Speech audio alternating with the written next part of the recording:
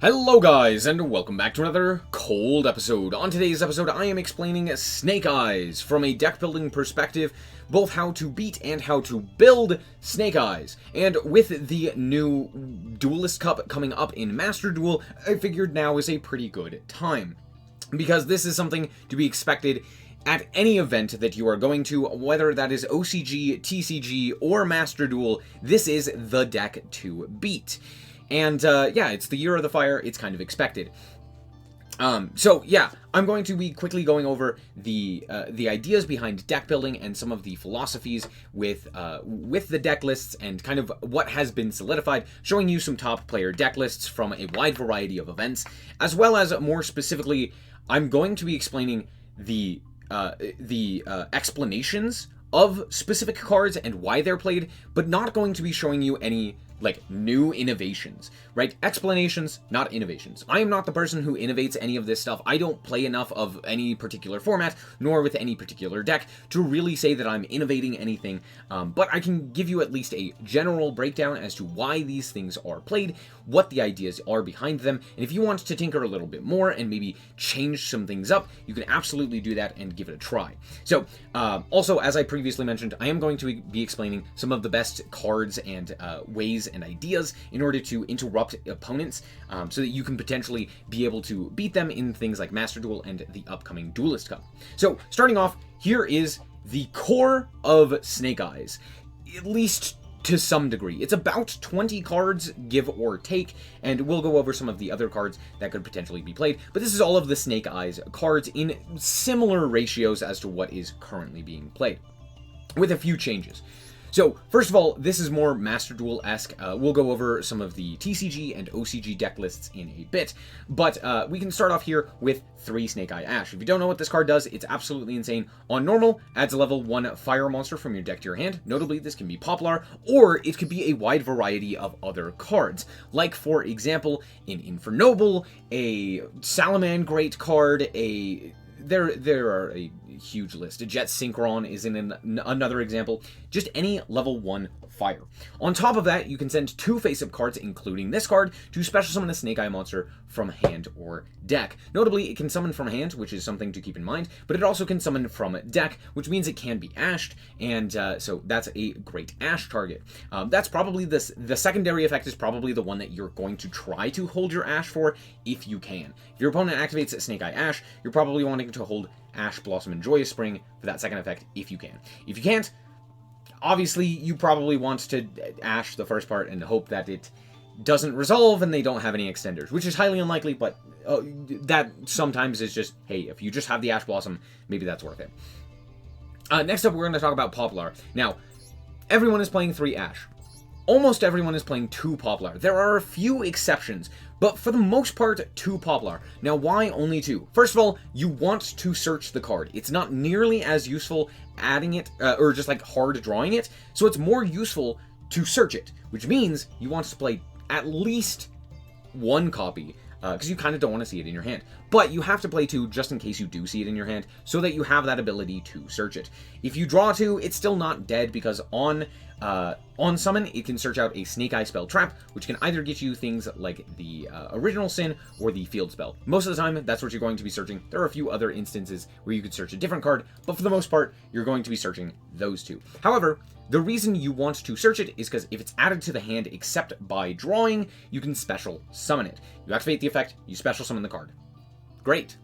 That means, with Snake Eye Ash, you get Poplar, Poplar special summon itself. I'm sure you already know this. I'm not going to explain the combos too much. But yeah, there you go. And then on top of that, it gets to place, if it's sent to graveyard, it gets to place a fire monster, notably a fire monster, in your grave, and place it face up in the owner's spell and trap card zone as a continuous spell. So, notably, this doesn't have to be a level 1 fire, it can just be any fire, including any of these guys here as well, which is something to keep in mind, you know, just in case you need to maybe protect something from, like, a banish effect, or like a, I don't know, whatever it could be. So, that's something to keep in mind. Or if, like, you wanted to bring it back, like, for example, bring back the Promethean Princess from the back row with Flomberg. Next up, we're going to talk about Flomberg. Most of the time, they're only playing 2 of this, they have to play 2 of this, because oftentimes you go through 2 through a combo. Not oftentimes, sometimes you go through 2 in a combo. And that's because both of its effects are pretty good. You could target one face-up monster on the field or in either graveyard and place it face-up in its owner's spell and trap card zone as a continuous spell. Now, notably, this is already really good removal. Being able to remove a card from the field, kind of, or at least out of your opponent's real activation, basically putting it away so that they can't interact with it, unless they're also playing Flomberg, is just very strong removal. It's not like spinning it back to the deck so that they could potentially use it later or anything like that. You're just like, here, it's now clogging up a zone, which can matter from time to time, especially if you're playing against like Super Heavy Samurai or any other sort of pendulum strategy or something that wants to like set a whole bunch of cards.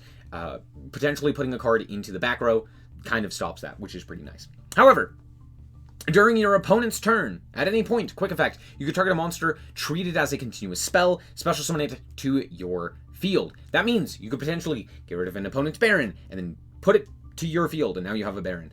You could also do this with things like Flomberg or what have you, but you can also do this with your own monsters. Things like IP Masquerena being put back into the spell and trap card zone to bring it back out during the opponent's turn so that you can utilize it to go into a wide variety of things, like an Apollosa, a Unicorn, in SP Little Knight, etc. Very, very useful effect.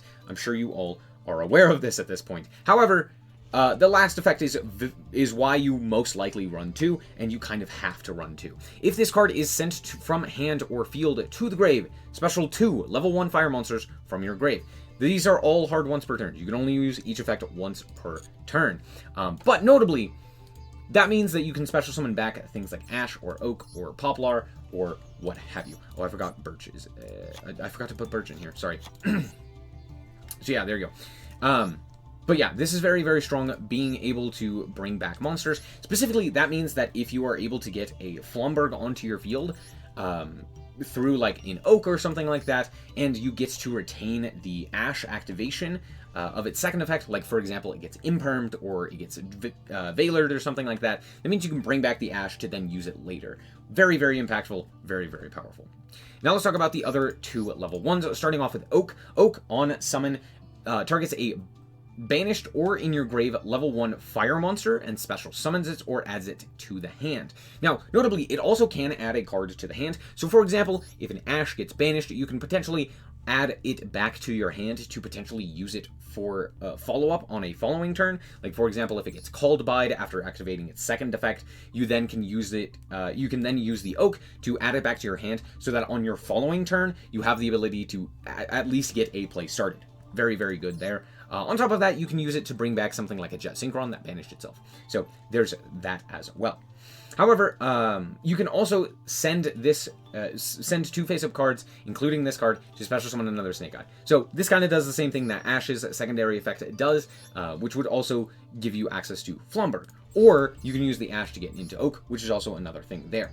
Next up, we have Birch. Birch isn't always played. The other ones are pretty set in stone. Like all of these ratios right here for the Snake Eyes are pretty much set in stone.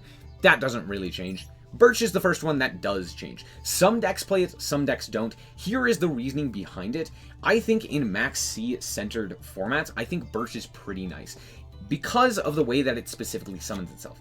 If you control a fire monster, you can special summon this card. That is an inherent summon, meaning if your opponent has Maxi, they have to fire it there, or they're not getting that free draw. But if they don't fire it, you get to freely special summon this guy. It doesn't start a chain or anything like that, like something like Poplar does. So if you're expecting something like a Maxi, and your hand is good enough to potentially grab a Poplar in follow-up, or you have like a DBL Star or something like that, you can then go normal summon Ash, search Birch, and then special summon Birch, and then that forces the opponent to either Maxi you on there or something like that.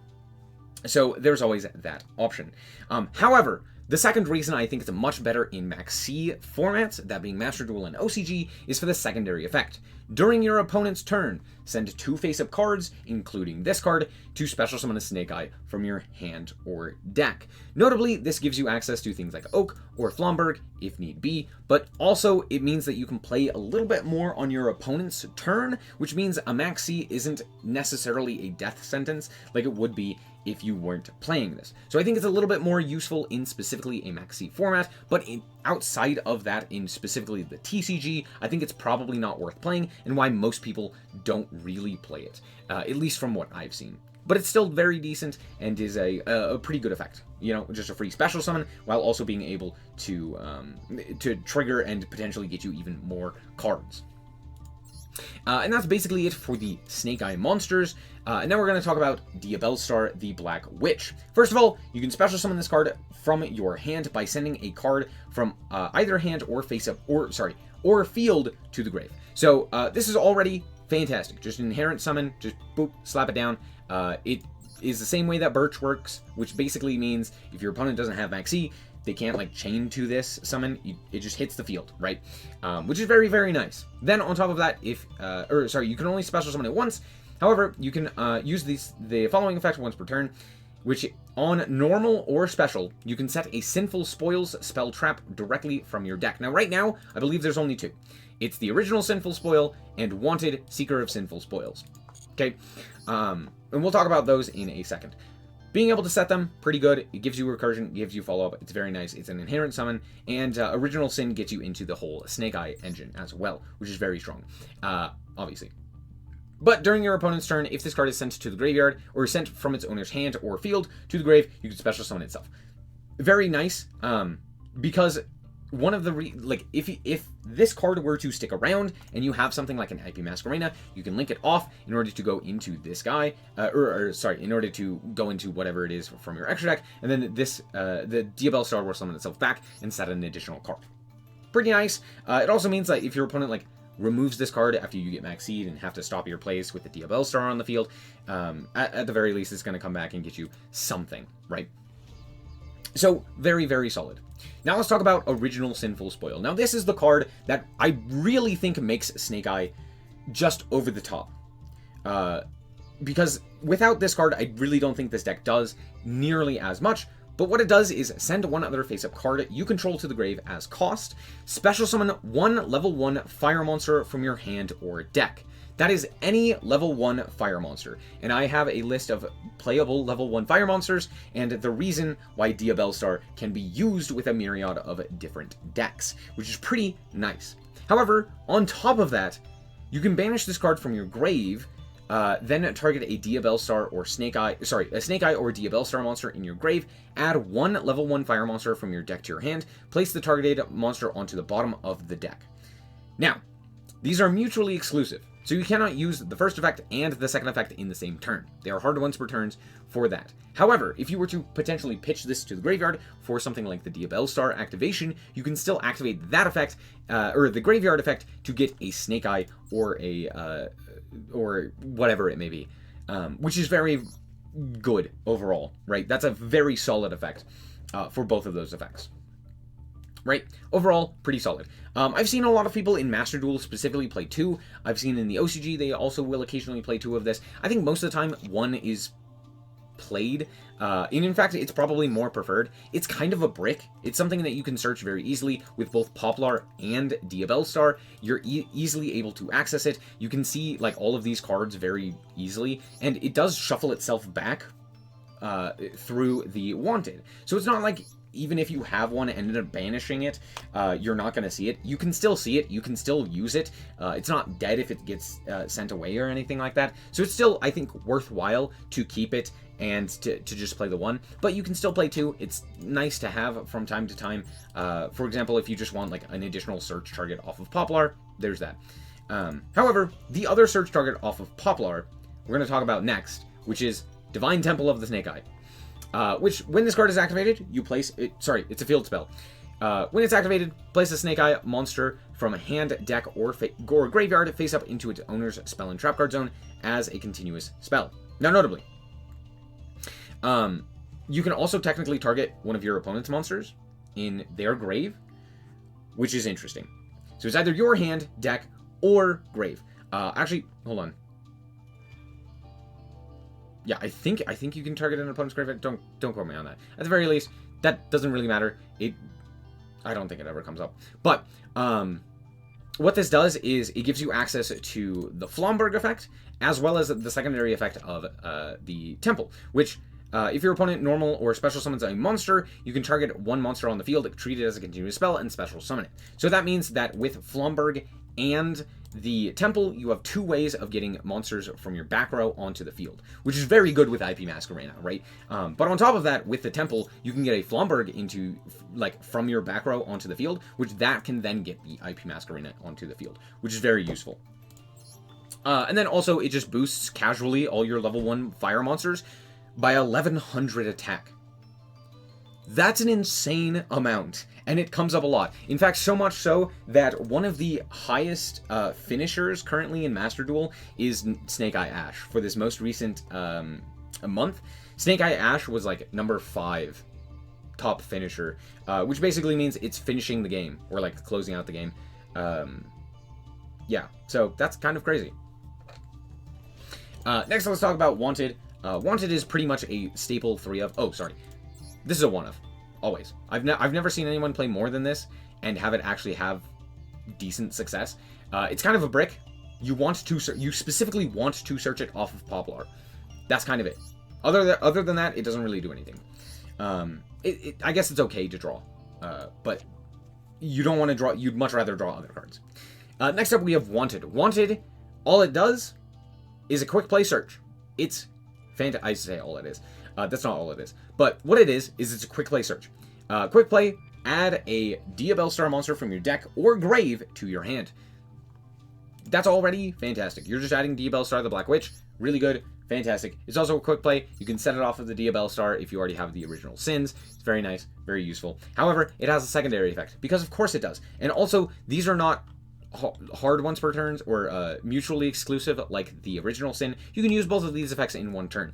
But during your main phase, you can banish this card from your grave, target one of your Sinful Spoils spell traps that is banished or in your grave, except itself, or except a Wanted, and place it on the bottom of the deck, and then draw a card. So already, this card in and of itself is technically a search and a draw. Because with the DBL Star, you set this, you use it, and then you get to shuffle this card back to draw a card. That's 2 cards with just this one. It's very, very strong. So yeah, obviously, most people are playing it as 3 of. Also, it plays around Droll really, really well, which makes Droll not nearly as effective. Being able to activate this during the draw phase, or being able to chain it to Droll, is another big boon for this card in particular. So yeah, easy 3 of staple. Now, I didn't mention DBL Star, but DBL Star can either be played at 1 or 3. I don't think anyone is playing like 2 copies of it. Maybe occasionally. But the reason that you would mostly play 3 copies is for things like pure versions or more Snake Eye-centric versions, because it's fairly decent in those variants, just being able to like get a big body and then get the original Sin as well. And it's a free summon and all of that jazz. It just synergizes very, very well. Obviously, they're basically the same archetype, so it would make sense. However, in non-Snake Eye-centric builds, I think 1 is oftentimes better. Maybe 2 to get the races or the engine rolling. But for the most part, you're going to want to be searching it off of Wanted and not necessarily like hard drawing it in most of those engines. So because of that, it's kind of a 1 of. It's not a brick, it's just there are other cards that those other engines may want. Next up, we have 3 other cards that can be searched off of the Poplar, which is mostly what they're useful for. I guess you could technically also set them off of the DBL Star as well. And that is the Subversion, Sinful Spoils of Subversion, which targets a face-up monster on the field and places it into the owner's spell and trap card zone as a continuous spell. This is removal, while also being ways to potentially access something from your opponent with Flomberg. Okay, pretty decent. It's okay. It's mostly just there for removal, so maybe instead of the additional original Sin, you could play this instead. It's up to you. It's kind of a brick, though, because it doesn't really do anything going first. That's it. It doesn't really do anything going first. You don't need it. You're not going to put one of your own monsters into the back row. So, kind of not worth it. But up to you. Next up, we have Dramatic Snake Eye Chase, which allows you to place a DBL Star. It's a quick effect, or quick play, which allows you to place a DBL Star monster from your hand, deck, or grave into its owner's spell and trap card zone as a continuous spell. Then during the end phase, you can banish this and target a monster treated as a continuous spell you control and special summon it, which notably could include the DBL Star you just put into the back row, or it could be a Flomberg or whatever it may be. It's okay. I've seen it played in Master Duel, and every time it feels kind of clunky and like it's just not really worth it. Technically, it can be ways to get like a DBL Star into rotation through like a Poplar line, or if you just hard draw it or something like that. So it's like, it's okay. But for the most part, I think most people aren't playing this card because it is just kind of a dead card. Like, you don't really need this because you could just get the DBL Star from grave, or you can get it just on the field through its own effects, or a myriad of other things. Mostly, I would imagine, like, Selene just kind of does the same thing. So, not really too heavily played. I think it's mostly a one-of. I don't think anyone's playing more than that. And then we have the Startling Stayer of the Snake Eyes, which is another one-of. That's kind of like a tech option in pure Snake Eyes. But if the total levels of Snake Eye monsters you control are 2 or higher, activate one of these effects. Yeah, that's basically, do you have 2 Snake Eye monsters? Cool. Great. Or a Flomberg. Anyway, the effects are okay. Target one face-up monster your opponent controls or in their graveyard. Place it face-up in the owner's spell and trap card zone as a continuous spell, or target a monster treated as a continuous spell and special summon it to your field. It's fine. It's okay. It's the same thing that this one is, except it's more reactive than... I guess this is more reactive. Anyway, it's not necessarily anything great, because, yeah, sure, it's a trap. You could potentially set it off of the DBL Star engine. So, you know, again, it kind of plays around Max C a little bit better. So maybe in OCG Master Duel, it's worthwhile playing because you have the ability to set something that actually does something potentially. But activation condition is weird. The effect isn't all that great. Like, it's kind of good removal. It's not that great of removal, but it's kind of good removal. So that's basically it. There isn't really any other cards, I think, as of right now. Oh, sorry, I forgot about this card. This card is also kind of clunky, which is another reason why it's not really played all that much. I knew there was another one. But target a level 7 or higher spellcaster monster you control. I guess you could target a Dark Magician. Apply the following effects while face up. That monster is unaffected by other monster effects this turn and is sent to the graveyard during the standby phase of the next turn. So notably, this is like, if you hard draw this with the DBL Star, you could potentially special summon this. Then if they were to activate like in Ash Blossom, no, that wouldn't work. Like an Effect Veiler on you, you could chain to give protection.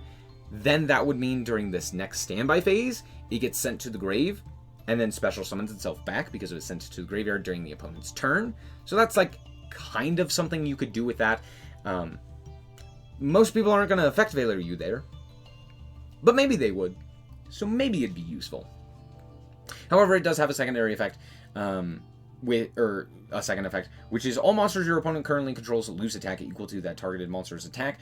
Then, if the attack becomes zero by this effect, destroy them. I believe both of these effects activate at the same time. Yeah, both of the effects activate at the same time. So you make a big unaffected monster, and then also, if your opponent doesn't have 2,500 attack points or more, you basically nuke the field. Now, it doesn't do anything other than that, which is fairly okay, but for the most part, that isn't really all that useful right now, because it's not so much getting monsters off of the field as it is preventing their effects, right?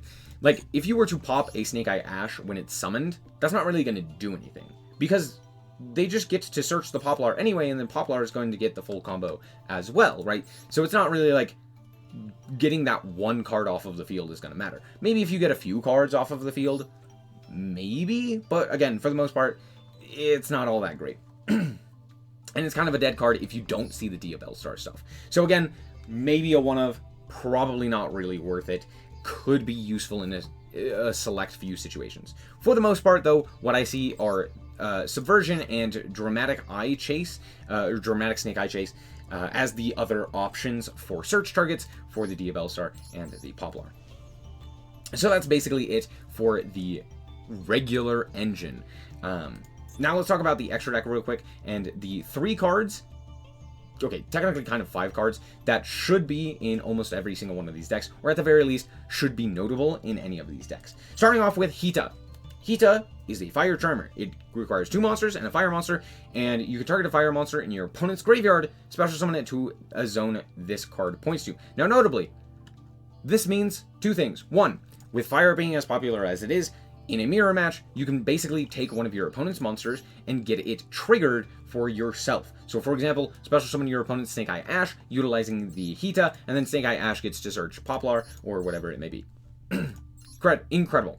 But 2, if your opponent were to activate the other Ash Blossom, or the other Ash Blossom and Joyous Spring, you can then utilize the Hita in order to steal that Ash Blossom from the grave, put it onto your side of the field, and then make Promethean Princess. I'm not going to explain Promethean Princess. We should all know Promethean Princess. I feel like this is self-explanatory. And then we have Ambler Whale, which is kind of paired more or less all the time with Promethean Princess because it's the fire. So you could just go into the Ambler Whale.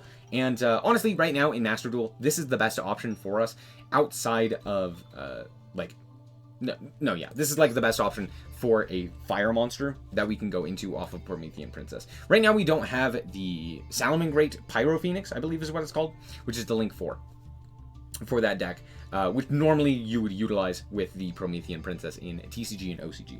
So there's that. However, we also have things like Zelantis, which I feel like no one is playing in Master Duel, and probably should. If you don't know what Zelantis does, it requires 1 effect monster. That's it, just 1. Meaning, any link 4 can go into this guy. Now, why would you want to do that? Well, because guess what? During the main phase, you can banish all monsters on the field and special summon as many monsters as possible that were banished by this effect to their owner's fields, face up, face down, or face up or in face down defense position. Now, notably, what this does is it triggers things like Promethean Princess, because you special summon a monster to your opponent's side of the field. But 2, you can also choose what zones they're placed in, which can trigger things like co-links for things like Nightmare Phoenix or what have you, or Zelantis' secondary effect, which we'll get into in a second, or it allows you to trigger like Anima, right?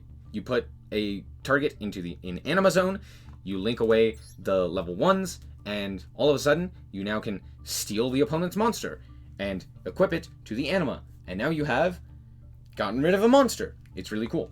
On top of that, you can special summon them in face down defense position, so if they have like an effect that could be problematic, like for example, a Baguska's on the field, you could just slap it face down. You could also put it in face up attack position, that would also work, but you know, you get the point, right? If there's a similar style of effect, you can put it face down.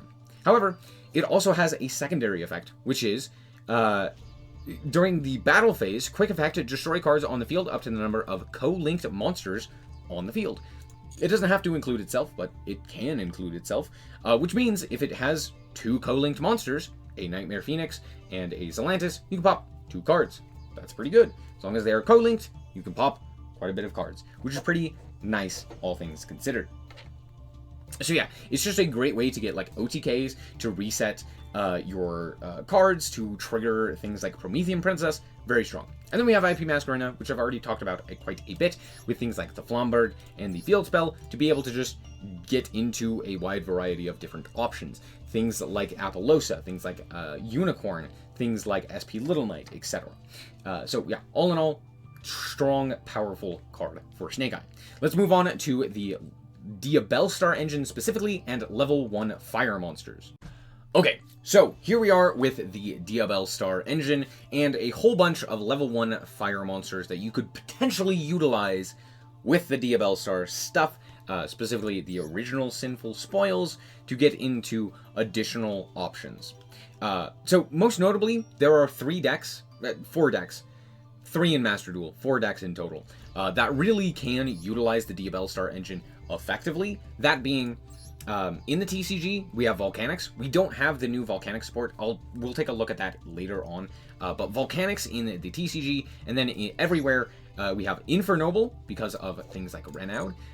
We have Rescue Ace because of things like Hydrant. And we have Rocket, or Salamander, TG.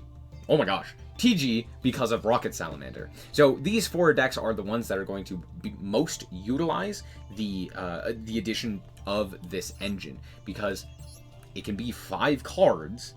In fact, it could be less if you wanted to cut a Wanted, which is pretty nice. Or it could be more, depending on how many DBL Stars you wanted to play. And so because of that, it's pretty easy to slot into a lot of these decks to give them just additional consistency and a bit of a power boost by being able to, you know, draw them cards, see additional cards, put additional bodies onto field, etc. However, on top of that, you can go into things like Jet Synchron. You can summon out the Fangly, which is these are both level 1 tuners, which are pretty nice to summon. If you need a normal monster for any particular reason, you have things like Flamvell Guard as well, which is another tuner as on top of all of that. There's also this new Infernoble card as well. Lots of Infernoble cards, to be fair. I think I have literally 4 Infernoble cards here. Another thing to keep in mind is Difficarnate. Difficarnate can specifically be searched off of Ash, not the DBL Star stuff, but I wanted to put it in here just so that you were aware of Difficarnate's ability to be added to the hand. You could also technically add it, I believe, off of the secondary effect of the Snake Eye. So you could shuffle back a card and then add the level 1 fire monster from your deck to your hand, which could be the Difficarnate, which is something. I've seen a lot of people in pure Snake Eye playing this card at like a 1-of to get a search off of like Ash or something like that. I feel like for the most part, it's just not worth it. It's a decent way to break boards, but breaking boards is not like the go-to option. So I feel like it's just not really worth it, and it's kind of a dead card for the most part, and you really don't want dead cards in Snake Eye. It's just, that's not something you really want. Anyway, so yeah, here are a bunch of the options. One thing that I found very interesting is Bismugear as a level 1, so you could potentially go into Metal Foes or Pendulums or something like that, which is pretty interesting. So that's something to keep in mind. And then on top of that, just giving you access to things like Promethean Princess more consistently by being able to utilize all of these monsters and then have a target that you can bring back as well as being able to go into like Isolde with the Infernoble stuff. Very, very useful.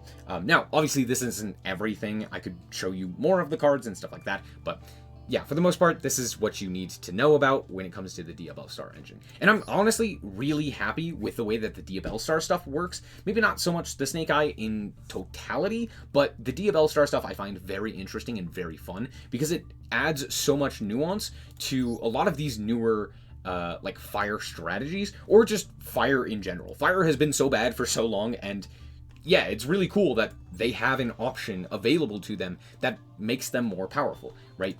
Things like Hydrant, things like TG Rocket Salamander, and Renaud and stuff like that. Just giving them access to a little bit more consistency, a little bit more power, I think is very fun. So overall, I think this engine is pretty interesting. But yeah, now let's quickly talk about some of the cards and some of the ideas for beating this deck. And then we'll go over the TCG and the OCG, and some of the new innovations and stuff like that. Alright, first things first, effect negation is king. If you are able to negate the effect of something like Snake Eye Ash for the rest of that turn, that is probably your best option, which is why most people are playing a ton of hand traps. Here's the thing. Snake Eye is incredibly resilient to hand traps. It can play through quite a lot because basically every single card is a 1-card combo to full end board. And the end board is fairly decent. It's not insane by any stretch of the imagination. It's not an unbeatable board, but having to play through that and then, you know, 1 or 2 hand traps is where things tend to get bogged down and become more problematic, right? But all in all, the best way to stop them is to entirely prevent them from playing the game, which is why I think hand traps in particular are king. And the 3 hand traps, besides the mandatory Ash Blossom and Maxi that everyone basically has to play in Master Duel and the OCG, are Effect Veiler, Nibiru, and Imperm. If you are not trying to fit these cards into your deck in some capacity, maybe don't play hand traps. Right now, these basically need to be in your deck. If you don't have additional space for these, I would suggest other cards like Dimension Shifter. Obviously, if you can't play Dimension Shifter, there's that. But honestly, if you can play Dimension Shifter in almost any regard, probably you should be. It's a very, very powerful card right now. Being able to entirely shut down the graveyard, which they basically need to utilize for DBL Star, for any of their SnowiKs, for Maxi, for Droll, for even Valor needs to go to the graveyard. There are so many cards that just like activating Shifter shuts down, which is very, very impactful. Right? So obviously, play Shifter if you can.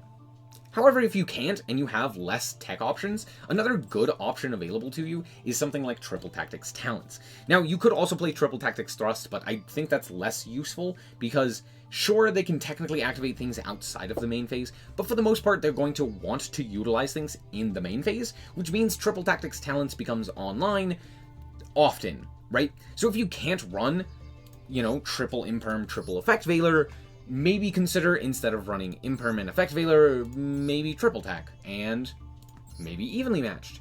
Evenly Matched is something that is probably going to be in everyone's side deck as of right now. It's very good at blowing up the board against this deck in particular, because they don't always put up Omni Negates. I say they don't always, but Baron and Borreload Savage Dragon are cards that they can actually make pretty consistently.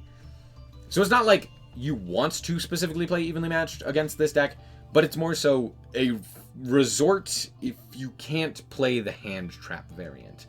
So again, if you can't play the triple Effect Valor and Imperm, play Triple Tack. Play Evenly Matched. Something along those lines, right?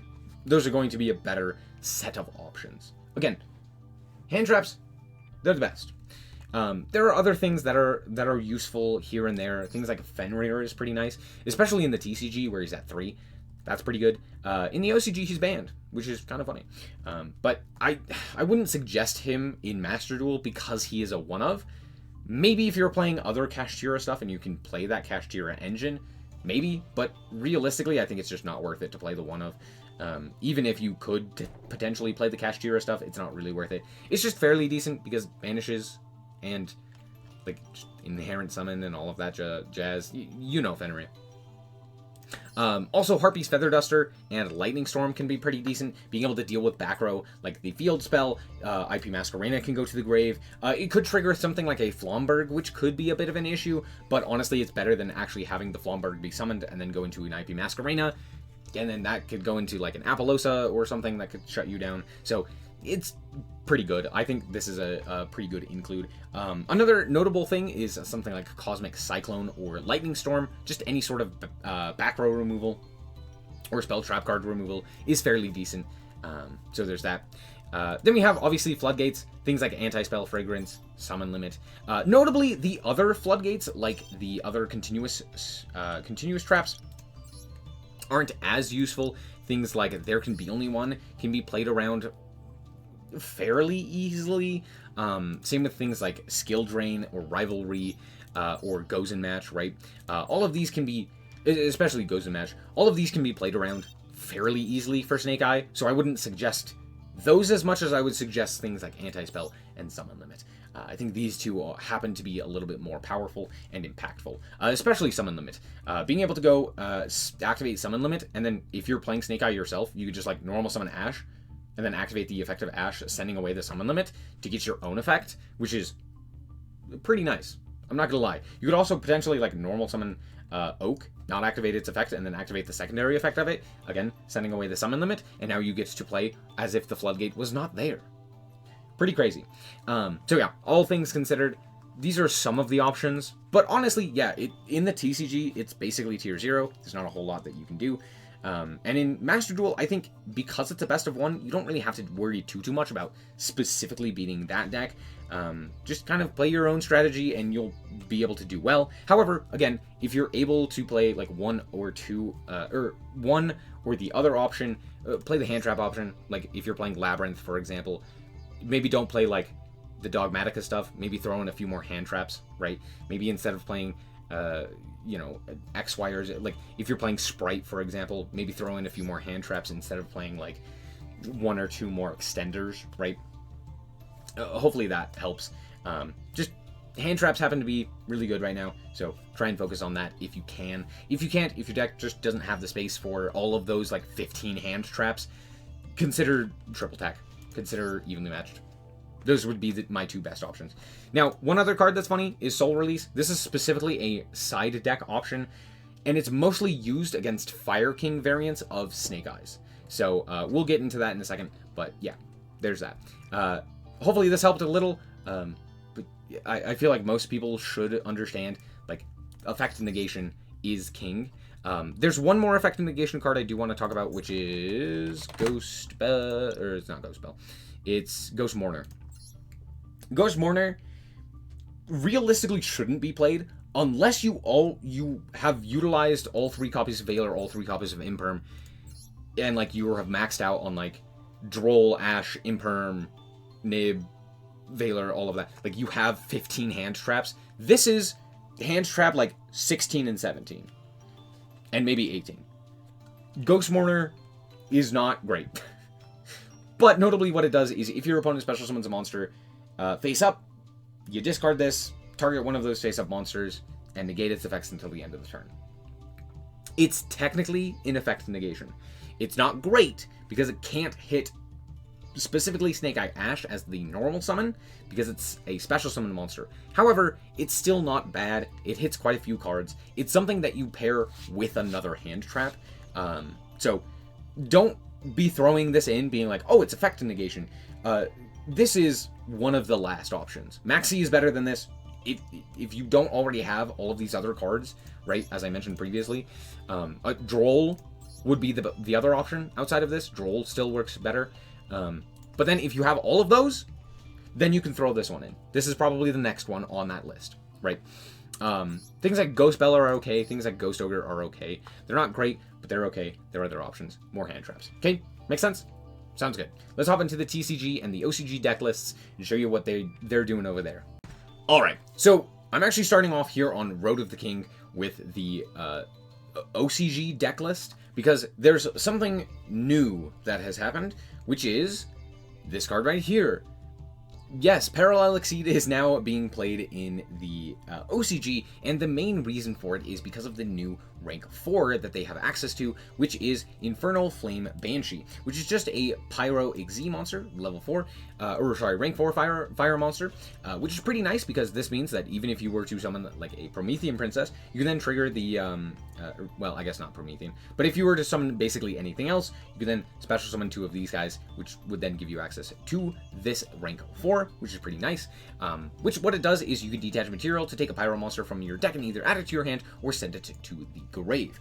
Now, notably, this is very nice because what it does is if Ash gets stopped, you can link it off for a Link Karibo, trigger the Parallel Exceed in your hand, special summon it, special summon the second one, and then go into the rank 4, which then gives you access to, one, it gives you access to Hita, which is pretty nice as well.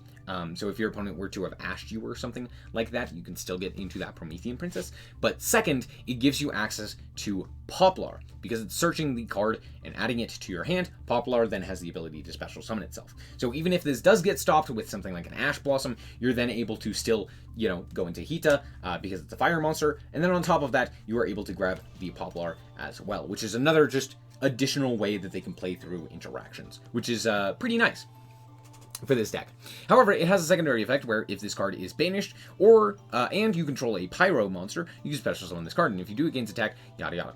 Mostly not really going to be used for that secondary effect, but it is another way that you can potentially recur an additional resource, right? If you were to banish it with another one of your own effects, or if it gets banished off of something like a dimension shifter, right? Like you get shifted, all of a sudden you make this through that same line that I talked about previously, and then it gets banished, and you have the Poplar on your side of the field. It's going to come back, and now you have just a guy that you can utilize to potentially go for the Zelantis OTK or something like that through the shifter. You could potentially set up a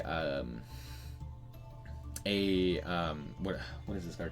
SP Little Knight, or a IP Masquerena play or something like that to help solidify you or protect you from other interactions. So it's fairly decent. Pretty good card though overall. The other card that we don't have in Master Duel that you got to be aware of is Bonfire. Bonfire is played in TCG, OCG, everywhere because all it does, add a level 4 or lower Pyro monster from your deck to your hand. This adds Poplar, this adds Ash, this adds a myriad of other things. It's very nice, it's very strong, it's just a solid card. It is a hard once per turn, but that doesn't really matter because it's just a solid card, and it basically copies 4, 5, and 6 of any of your Ash, or your Snake Eye monsters. But notably, in the OCG, we can see here, they are playing things like Nibiru, they're playing the Birch, as I mentioned previously, and things like Triple Attack as well. You can also see Crossout Designator with a target for it in the Droplet. Droplet is fairly okay. It's not insane, but it's okay. They're also playing one of the, I believe it's a new spell. I don't think we have it as of yet. Let me check real quick. DBL Stars. Oh, it's this one.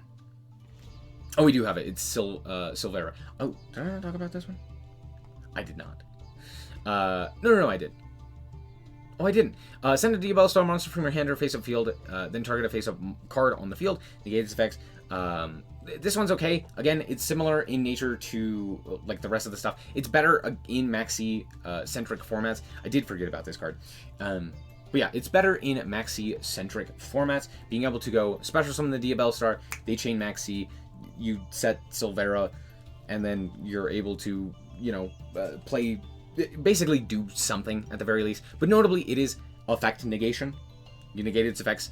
And then when your opponent activates a card or effect in response to your DBL Star monster effect, or your original Sin, spell, or trap effect, you can banish this card to negate the opponent's effect. It's kind of protection, but for the most part, it's used for that first effect to kind of play around Maxi. They also have this new card, the Snake Eyes DBL Star, which is Poplar. Look at it's Poplar, except big, which is another fire level 8 monster, similar to Flomberg. Where is it? As we can see here, they're playing one a piece of each of these, which is a little bit better in the OCG because while yes, at least in the TCG we don't have this card, but because of this card in the OCG, they don't need the second Flomberg, so it's better to play this one, obviously. But when an attack is declared involving this card and an opponent's monster, you can place the opponent's monster in the face-up spell and trap card zone as a continuous spell. Then, if this card is a continuous spell, you can target a fire monster in your grave, place it face-up in its owner's spell and trap card zone, as a continuous spell, and if you do, special summon this card. So notably, what this does is it plays very well around the it plays around Maxi, it plays around the Temple very well, and then on top of that, it is something that you can actually stick into the spell and trap card zone with something like Poplar to give you another interaction, right? If it's a continuous spell, target a fire monster in the grave, accept itself, and then place, accept Snake Eye DBL Star, which is itself, and then place it in the owner's spell and trap card zone, right? So it's a way to get rid of like a Promethean princess, right? It's a way to get rid of an Amblo whale. It's a way to get rid of something else, right? Or just another way to slap this guy onto your field as an additional extender, right? So it's one of those things that's similar in nature to the Flomberg. So why play two Flomberg when it's kind of a brick when you can play the other brick instead that basically does the exact same thing? Or not the exact same thing, but gives you an additional extender as well, whereas like Flomberg isn't as useful. So there's that. Yeah, there we go. Things in the OCG that are happening. Obviously, we don't have this card yet. I think we're also missing another card. No, I think it's just that one. Oh no, I think we're also missing the rank 4. So something like Parallel Exceed isn't going to be all too useful in the TCG.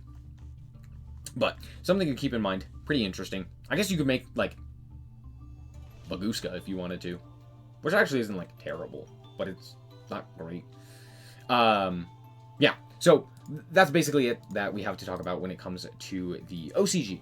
Now let's talk about the TCG and some of the deck lists. So obviously we have a pure Snake Eyes list. This is taken from the Team YCS. This is PAX list.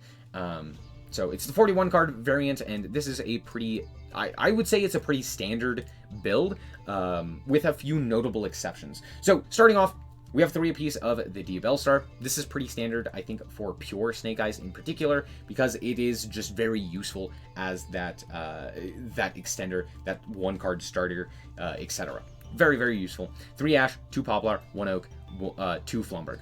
That is pretty much the standard set of monsters for the TCG. And then we have one Jet Synchron. Jet Synchron allows you to play quite a few interesting cards in the extra, which we'll talk about in a second, but it's very, very useful. It's an additional fire, it's an additional body on the field, it gets you access to, or it's like really useful with Oak, because Oak can bring it back from the banished zone to get additional interaction with it, with the Jet Synchron. Just very, very useful. Yeah. Then we have, of course, the triple bonfire, triple wanted as well, the one of the field spell, the one of the original sins. And I think most of that is pretty much standardized across the board, at least when it comes to TCG, right? Then we have a myriad of non-engine. 3 Ash, 3 Valor, 3 Droll, 3 Nibiru, 3 Imperm, and 2 Ghost Mourner. As I said, this is basically like after everything else, you're going to play this card. And then we have 1 for 1, which is a very good card. I think it genuinely should just be played in most of these strategies. You just send a monster, special summon a level 1. Incredible. And with how many monsters there are, because of things like hand traps and what have you, very useful. It basically turns a hand trap into the 1-card starter, which is very, very useful.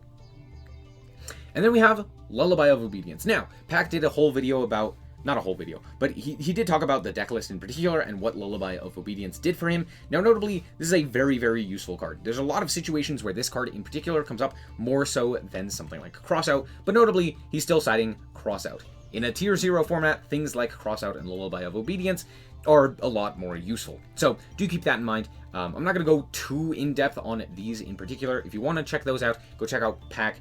I think it's just Pac TCG on YouTube or anything like that. Incredible duelist, multiple YCS winner. Go check him out. He has a more in-depth explanation, and I don't want to take away from that. I didn't come up with this. It's very cool, it's very interesting, and I really didn't see the vision until he explained it. It's a very smart idea, so I do appreciate it. As for the extra deck, we have a few Synchro monsters in here, obviously, because it's Jet Synchron. Formula Synchron, which is pretty good. Draws us a card. You can use it to Synchro into Baron. Pretty useful, right? You can also summon Baron off of, if you wanted to. I've summoned it a few times off of Jet Synchron and a Flomberg and another level 1. But that's kind of like, because of Maxi, I've been able to do that, or I've done that. I wouldn't suggest it, but it's an option. And then we have the Borreload Savage Dragon. Now, what the general play here is, I'm going to explain this just a little. The general play is, you use Link Karibo with the Borreload Savage Dragon. So basically you go normal summon Ash, Ash effect, grab Poplar, do that combo with the DBL Star. You get to special summon the DBL Star, grab the original Sin, then send away a card, summon out Jet Synchron, right? Keeping the DBL Star on your field. You link off into the Link Karibo. You can utilize the effect of the Jet Synchron. You can utilize, you could have sent something else to the graveyard for the Link Karibo. Doesn't really matter. You link off for whatever it may be. Hita, a Link 3 for like something like Selene, right? Which Selene could then bring back the DBL Star. Whatever it may be. You get enough cards into, or you get the Link Karibo into the graveyard. You can either bring back the Jet Synchron utilizing its effect, or you can bring back a Selene, or not a Selene, the DBL Star with Selene, or something along those lines. Just get Selene, Jet Synchron onto the field in any way, shape, or form with a Link Karibo in the graveyard. Then you go, boom, Borreload Savage Dragon. Fantastic. Okay, Borreload Savage Dragon now gets the negate from the Link Karibo. Now it's just one negate, not great, but for the most part, you don't really need the other negates because, yeah, by that point, the game is over. So having the one negate is great. Now, if you can get Jet Synchron onto your field, like for example, if you go through Oak, you can bring back the banished Jet Synchron, then use Oak and Jet Synchron to link into Formula Synchron. Now, notably, Formula Synchron is a level 2. In Master Duel, you can utilize something like Sprite Elf, link off another monster and the Formula Synchron into Sprite Elf, and now you have target protection on top of all of this other stuff. But now you can bring back the Formula Synchron on top of the Borreload Savage Dragon, and now Formula Synchron during the opponent's main phase can synchro into Baron de Fleur, which means you can negate with Baron, or Boarload Savage, Synchro off into Baron, and then Baron is another Omni negate. So yeah, while I said technically they don't have any Omni negates, they absolutely can have Omni negates. So yeah, keep that in mind as well. It's still very powerful. So yeah, those are why those three in particular are in here. Then we have Typhon. If you don't know what Typhon does, you can quickly read it. But basically, you slap this guy down and then turns off all 3,000 or higher attack point monsters on either player's side of the field, which is pretty nice. It's kind of like a very specific Baguska that's a little bit easier to summon. Then we have the Link Karibo. I kind of already talked about this, but this card in particular is very nice, being able to link off your level 1s and also then protect them from targeted effect negation, like for example an Imperm, which is again pretty strong. Then we have IP Masquerade. We have SP Little Knight. If you don't know what this card does, it's kind of insane. If it utilizes an extra deck monster, or a monster from the extra deck, right? A Fusion, Synchro, Xyz, or Link monster, you can target a card on the field and banish it on the summon. However, also, when your opponent activates a card or effect, just any card or effect, you can target 2 face-up monsters on the field, including a monster you control, banish both until the end phase. This card's very, very useful. It like forces out battle phases and stuff like that because it banishes, and it is a when effect, which means any effect that you trigger, or your opponent triggers, you can just, okay, cool, I'm gonna tag out, I'm gonna get rid of that guy, I'm gonna remove this guy from the field, right? So it's very nice, it's very strong. A lot of people will make this, especially with IP Masquerade, because if you go IP Masquerade into the SP Little Knight, it's 2 banishes, which is very strong.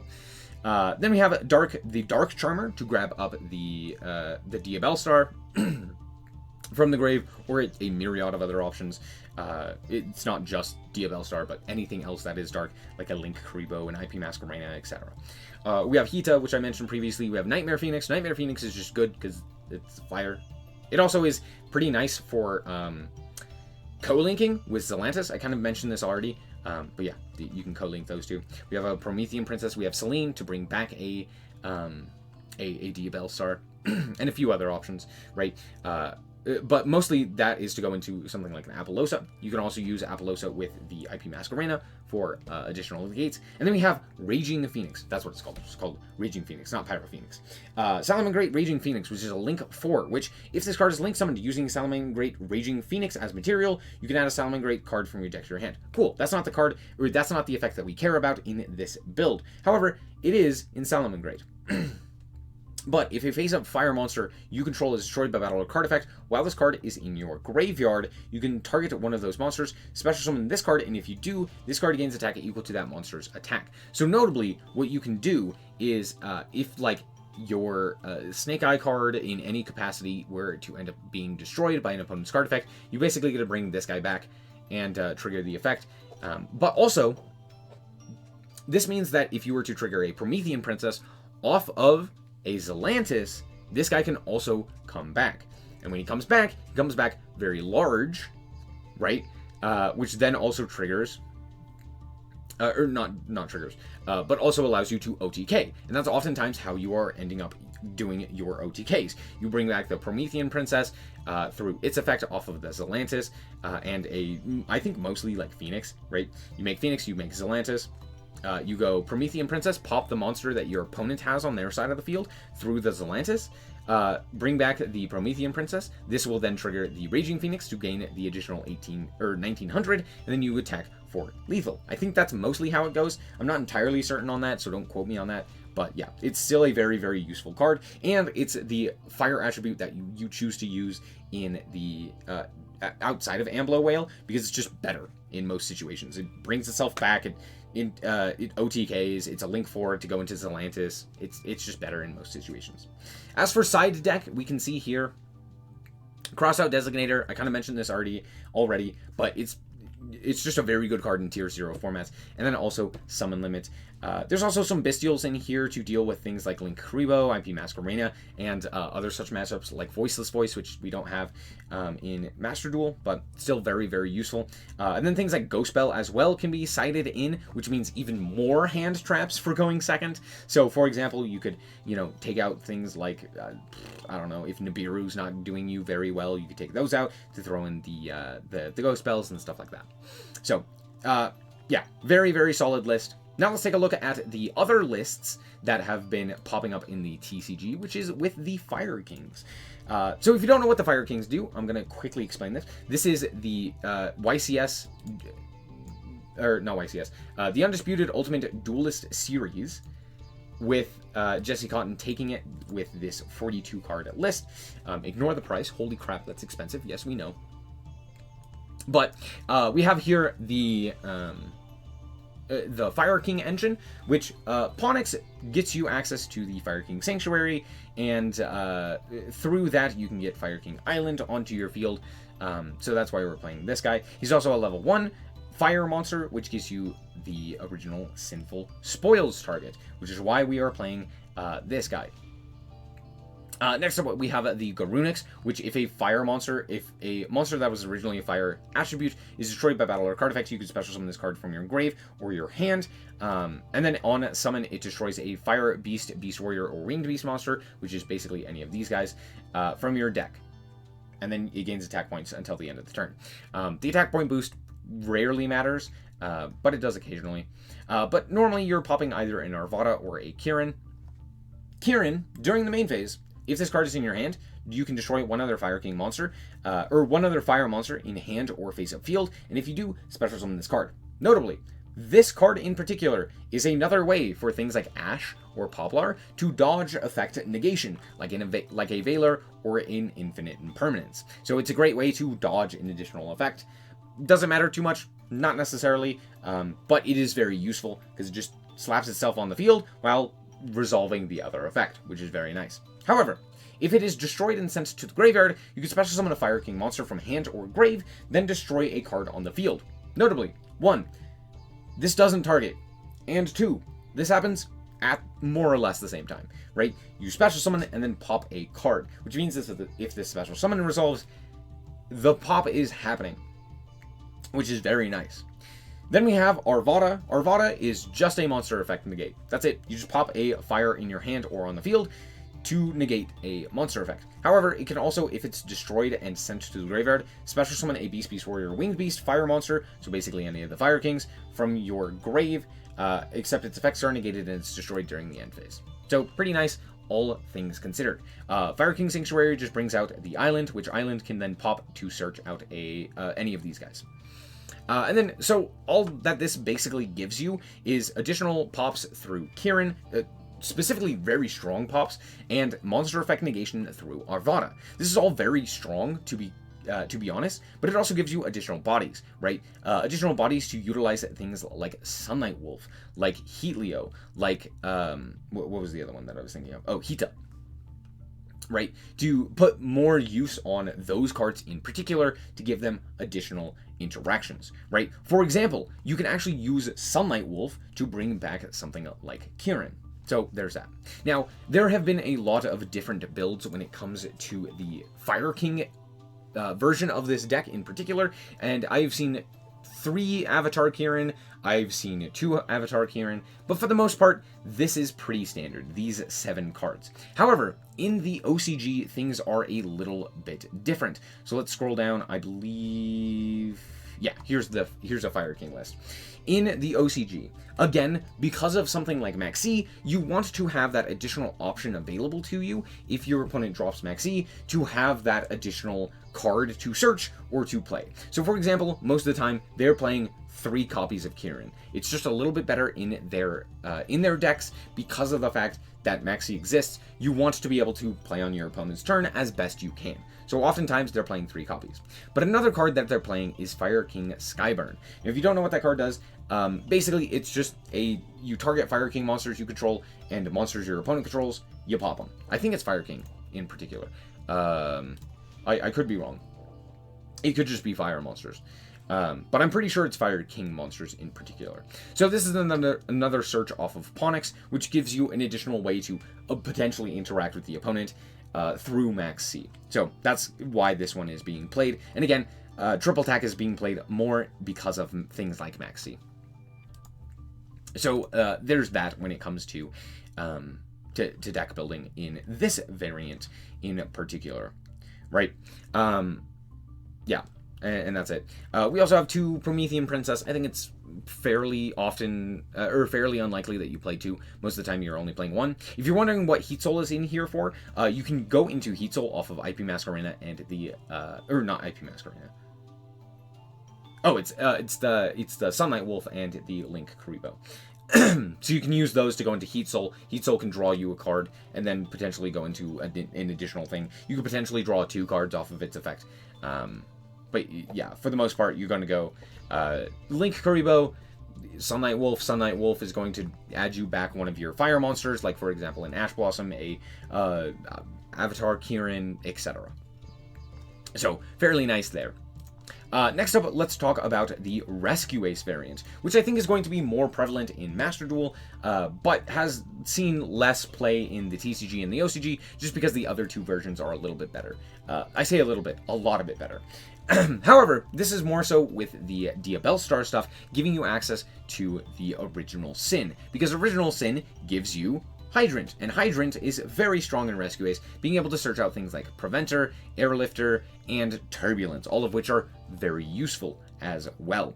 So, Airlifter is at 1, not really all that great. But as for the rest of the cards, notably, in Master Duel, we don't have Preventer, which we'll talk about in a second, but we also don't have Emergency, which I want to talk about first. Which, all it does is treat it as a Rescue Ace card, but special summon a Rescue Ace monster from your deck in defense position, then tribute a Rescue Ace monster from your hand or field. 1. This dodges targeted effect negation. 2. It summons a monster, which is very, very useful, because it's additional ways to get a body onto the field. But 3, it has a second effect. During your main phase, you can banish this from your grave to target a Rescue Ace trap in your grave, set it. Cool. Additional ways to set cards outside of things like HQ or Turbulence. Pretty useful, meaning if you hard draw something like Contain or Extinguish, which is likely to happen, you can still set it even after having activated your other effects, which is pretty nice. And then the second card is Preventer. Preventer has the ability to banish a Rescue Ace monster from your grave to special summon this card from your hand. Pretty good. Now, if you control another Rescue Ace monster, you could target one effect monster your opponent controls and flip it face down as a quick effect, meaning it's Book of Moon, which is, again, pretty nice. It's a free summon, more or less. And then on top of that, if you have something like Hydrant or what have you, you get to also Book of Moon your opponent, which is, again, pretty strong. It's pretty nice to Book of Moon something like a Snake Eye Ash or what have you. And then on top of that, if it's sent to the graveyard, you can target one of your banished Rescue Ace monsters, except a level 8 monster, and special summon it. For the most part, that's not too impactful, but it is fairly decent. It's like additional recursion. You can bring back the Hydrant that you potentially banished to summon this guy in the first place. And then also because of the fact that it's just, if it's sent to the graveyard, you are able to utilize it as like link material and then bring back the Hydrant as well. So for example, you can go into something like a Sunlight Wolf, and then Sunlight Wolf can be triggered off of the Hydrant summon effect, which could then add back the Preventer to your hand or add back something like an Airlifter or what have you. So fairly useful. And then Rescue Ace doing Rescue Ace thing, playing a million hand traps as well, and stuff like that. Next up, I want to talk about 2 decks that can utilize, or like that are fire-centric decks. And we're going to go over these pretty quickly. But we have Volcanic here that can also play the DBL Star engine because of the new Rimfire, as well as some of the other Volcanic cards, making them a little bit more useful. We also don't have the Horus cards in Yu-Gi-Oh! Master Duel, but that's neither here nor there. But yeah, with the new Rimfire as well, you can utilize the DBL Star engine in there to get access to all of that stuff, while also being able to like search out the Blaze Accelerator and Trooper and all of that jazz, kind of get going from there, which is pretty nice. Again, just that original Sinful Spoil really coming in handy. And then the last one I want to talk about is the Salamangreat. Now, notably, Salamangreat again in Master Duel isn't complete because we're missing, I believe, Weasel and Fire, both of which are not like the best card. Like, they're not insane cards by any stretch of the imagination, but they're fairly decent monsters. However, notably, they are level 2. But I did mention previously with the Snake Eye stuff that that there are a few Salamangreat cards that are level 1. Mole is probably the best one. So when it comes to fire monsters, you could potentially play this engine as well. However, this is just another like fire deck that you could potentially keep in mind. We've talked about Phoenix, we've talked about Promethean Princess. So this is another thing that you could potentially utilize and utilize its effects pretty well. These are pretty decent cards. They're not insane, so I'm not going to go over them all too much. But yeah, that's basically it for Snake Eyes and for the Snake Eyes deck in general. I'm not going to show you any specific deck lists for like Master Duel or anything like that because for the most part, I think I have like a... No, I don't have a video on this. But you can check out all of the other like much better duelists and their ideas and stuff like that and adapt it to Master Duel. So again, Road of the King, Yu-Gi-Oh! Pro decks. Those are 2 resources available to you to check out those wonderful deck lists. But yeah, that's going to be it for today's episode. It's kind of a longer episode, but hopefully you guys got enough out of it and were able to piece together what I was talking about, and DBL Star and Snake Eye in general. Anyway, thank you guys so much for watching. I hope you guys did indeed enjoy. If you did, I like it very much, so appreciate it. And remember to always stay frosty. Bye-bye. Shout out to the Frost Guard, my members. Thank you guys so much for the support, and I hope you enjoy the content.